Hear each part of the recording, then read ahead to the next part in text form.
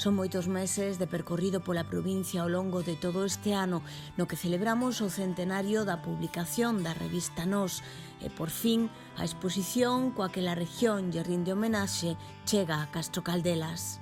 Para nós é un orgullo contar con esta exposición aquí en Castro Caldelas e que todos podan disfrutar dela, tanto os visitantes como aos veciños. Queremos que contar con ela na terra de xente da xeración Nós, pois primeiro unha reivindicación importante e por outra banda pois un agradecemento moi específico que temos a señora comisaria da exposición, a Maribel Outeiriño, que desde logo é un gustazo poder compartir hoxe con ela.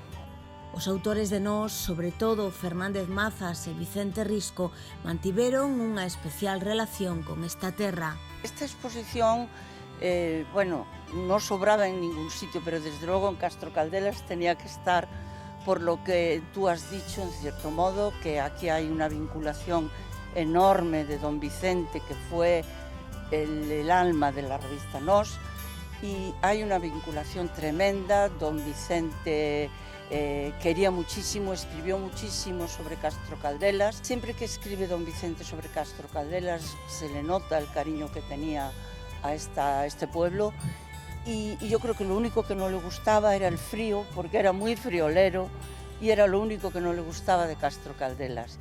Entonces, repito, muchas gracias, aquí teníamos que estar y aquí estamos.